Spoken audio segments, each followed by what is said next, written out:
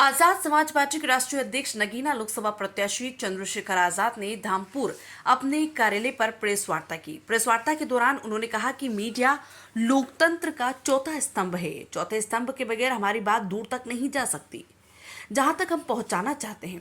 आज की प्रेस वार्ता का संबंध इस बात से ये जरूर भी हो गया है कि लोकतंत्र जनता द्वारा जनता का शासन, जिसमें संविधान में ऐसी व्यवस्था की है जिसमें कोई भी पैसा खर्च नहीं होता।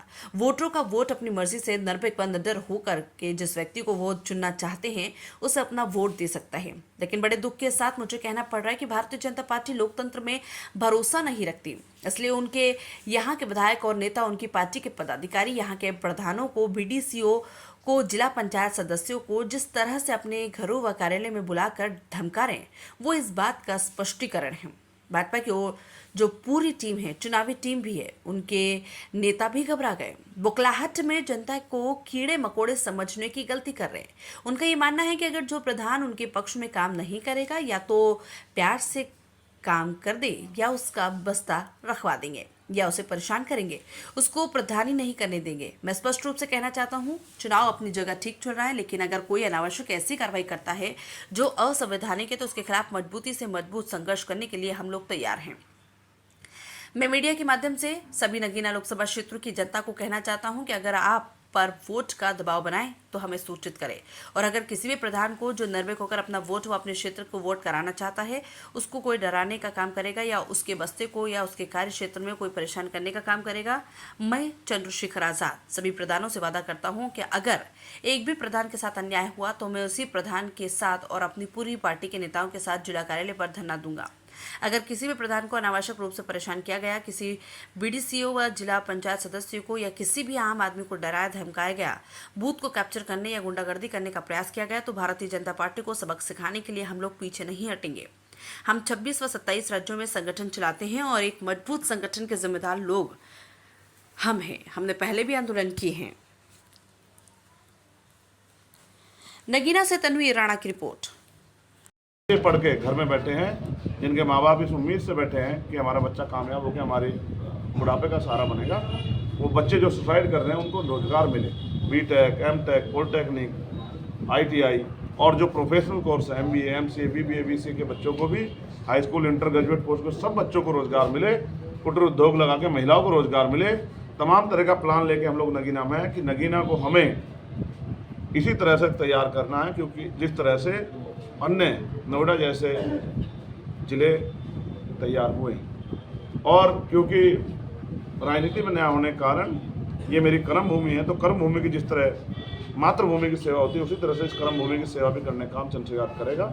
मैंने मन बना लिया है कि भविष्य में मैं नगीना को ही अपना परिवार, अपना घर और घर की सेवा किस तरह करती है, बेटा एक अच्छी तरह जानता है, इस तरह से इस नगीना की सेवा करूँगा, यहाँ की जनता की सेवा करूँगा, इनके सुख दुख में साथ रहूँगा और हर पल इनकी मदद करने के लिए, चाहे मुझे किसी दफ्तर पर धरना देना पड़े इनकी आवाज़ उठाने के लिए, चाहे मुझे जेल काटनी पड़े, मुसीबतें झेलनी पड़े, मगर मैं इनको अकेला नहीं छोड़ूंगा। इस बात का नगीना के लोगों को मैं विश्वास करता। अभी अगर मीडिया के साथ कोई सवाल हो, तो है ना कि मैं अकेला ही चला था जानिब मंजिल, मैं अकेला ही चला था जानिब मंजिल, मगर लोग मिलते गए और काफिला बढ़ता गया। आप महसूस कीजिए, जाति धर्म से ऊपर उठ के अगर नगीना की जनता तय करे तो सारे प्रत्याशियों को एक प्लेट में रख के उनको महसूस होगा।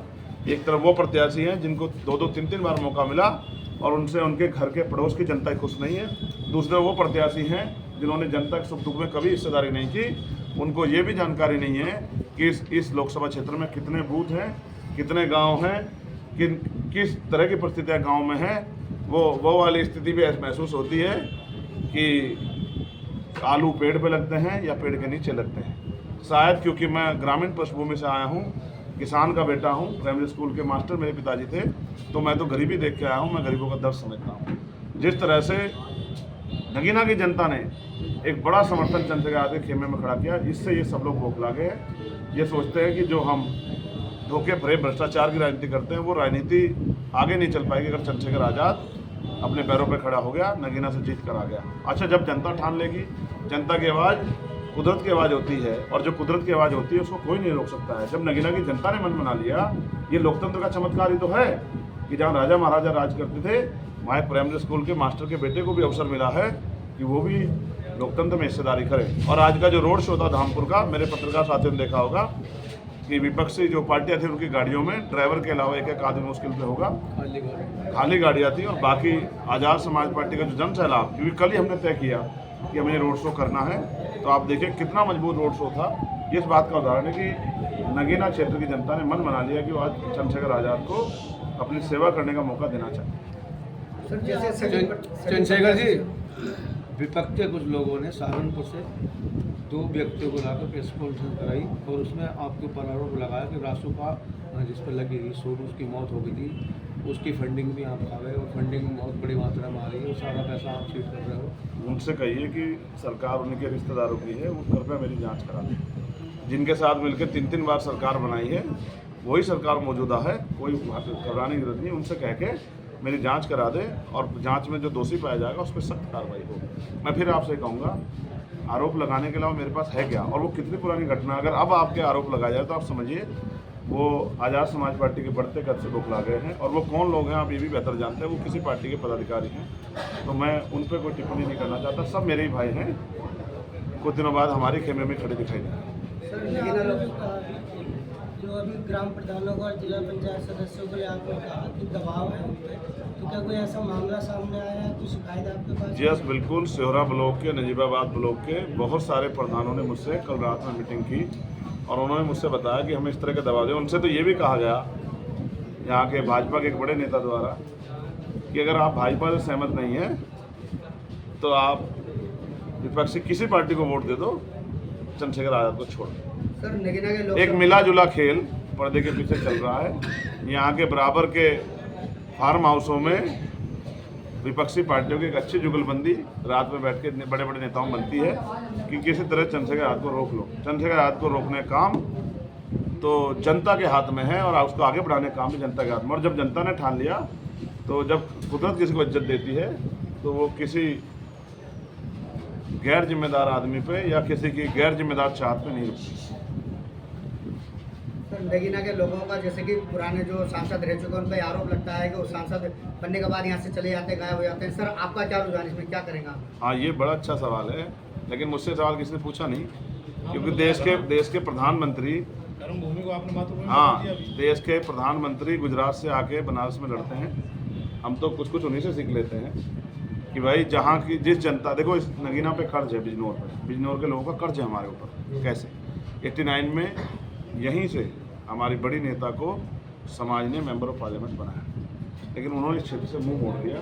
यहाँ की जनता हमसे सवाल करती है कि भाई हमने तो पहले भी एक नेता तैयार किया था, हम दूसरा नेता भी तैयार कर रहे हैं। मैंने इनको विश्वास दिलाया कि पुराना कर्जा भी उतारेंगे और इस कर्जे में तो जब तक जीवन रहेगा आपके साथ रहेंगे।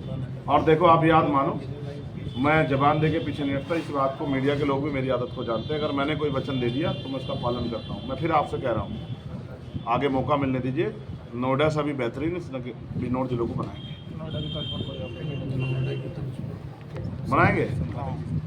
पत्रकार बंधुओं का बहुत बहुत धन्यवाद।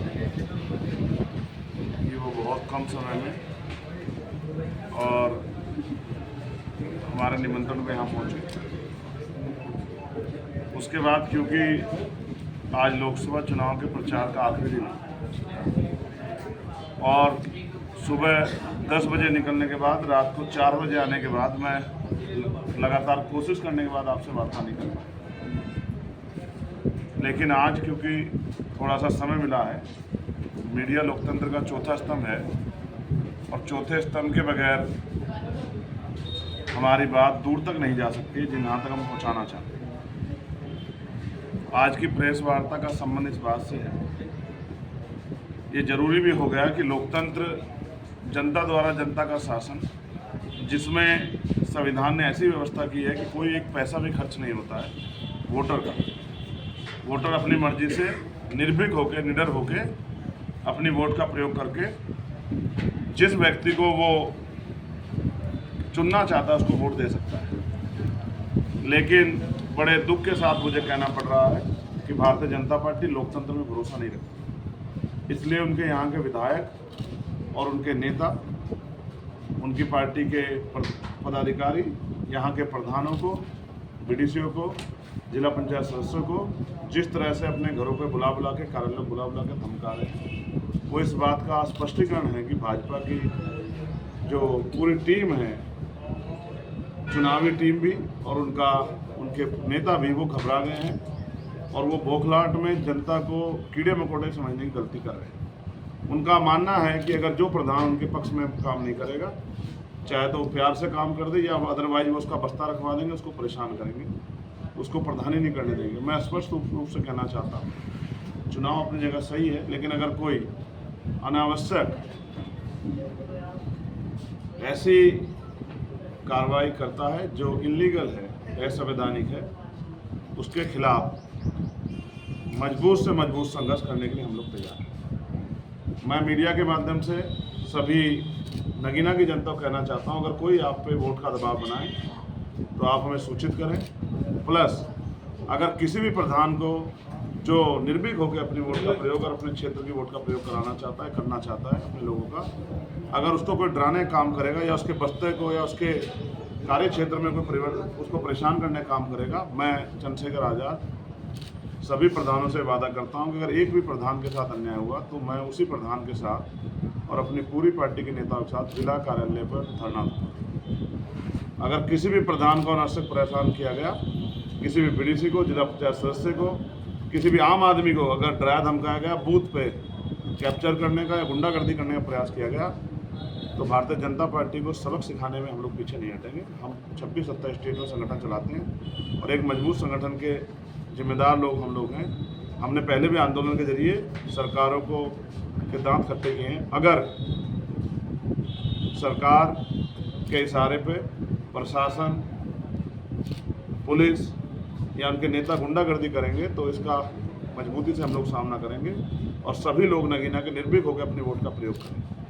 एक बहुत इम्पोर्टेंट मसला मेरी जानकारी में ये आया है कि मुझे ऐसा लगता था कि देश बचाने के लिए, संविधान बचाने के लिए हमें भारतीय जनता पार्टी को उत्तर प्रदेश और देश में रोकना है, लेकिन यहाँ नगीना लोकसभा में परिस्थितियाँ कुछ और हैं। यहाँ तो अकेले चंद्रशेखर आज़ाद को रोकने के लिए सभी पार्टियाँ लगी हुई हैं। अलग अलग पार्टियों के नेता आते हैं, जिनकी सरकार है उन पर हमला करने के बजाय चंद्रशेखर आज़ाद पे हमला करते हैं। जैसे चंद्रशेखर आज़ाद सरकार में हूँ, मैं तो एक सीट लड़ रहा हूँ, बाकी 79 सीटों पे तो अभी मैं नहीं लड़ रहा हूँ और देश की 542 सीटों पे नहीं लड़ रहा हूँ। तो इसका मतलब एक ही सीट पे सबका ध्यान क्यों है? उसका एकमात्र कारण ये है कि कोई गरीब का बेटा आगे ना बढ़ जाए, कोई काम करने वाला व्यक्ति उसको मौका ना मिल जाए, कोई ऐसा व्यक्ति जो जनता की लड़ाई लड़ता है, जनता के मुद्दों को अपने मुद्दे समझता है, जो नौजवानों, किसानों, मजदूरों, मजलूमों, गरीबों, दलितों, पिछड़ों, आदिवासियों, मुसलमानों और हर न्याय पसंद बहन बेटियों के सम्मान के लिए लड़ता है, चाहे पहलवान बेटियां, किसान हो, उसकी वो जो आवाज़ है, मजबूत आवाज़, वो और मजबूत ना हो जाए। शायद इस डर से वो इस तरह की कारनामों को, इस तरह की घटनाओं को अंजाम दे रहे हैं। मैं तथागत से प्रार्थना करूंगा कि तथागत उनको सद्बुद्धि दें। अभी तो कुछ दिनों पहले तक तो मैं उन्हीं के साथ था और उनसे मैंने प्रयास भी किया था कि भाई आओ मिलकर लड़ते हैं, लेकिन उन्होंने कहा कि अब हमें किसी की मदद ना करनी है ना लेनी है। इसका मतलब ये स्पष्ट है कि वो अपनी पार्टी बचाने के लिए लड़ रहे हैं और हम लोग संविधान बचाने के लिए लड़ रहे हैं। मैं आपको फिर पुनः स्पष्ट कर दूं कि आपको इस बात पर गौर करना पड़ेगा कि जैसे एक र्यूमर ये उड़ाया जा रहा है कि वह चंद्रशेखर आज़ाद तो जीतने के बाद भारतीय जनता पार्टी की मदद कर सकते हैं क्योंकि जैन उधर हैं और जैन से उनके अच्छे संबंध हैं। लेकिन सवाल ये है, जैन जी पे मेरा कोई जोर नहीं है। जैन जी अपनी पार्टी के मालिक है और चंद्रशेखर आज़ाद अपनी पार्टी में एक कार्यकर्ता है। अगर भारतीय जनता पार्टी की मदद करनी या लेनी होती तो हम लोग अपना दल ही क्यों बनाते? फिर तो उन्हीं की मदद ले लेते। और ये चुनाव के बाद भी, तो पहले भी बहुत सारे अवसर थे सारी पार्टियों पे, लेकिन हमने तो इस अवसर को ठुकरा दिया।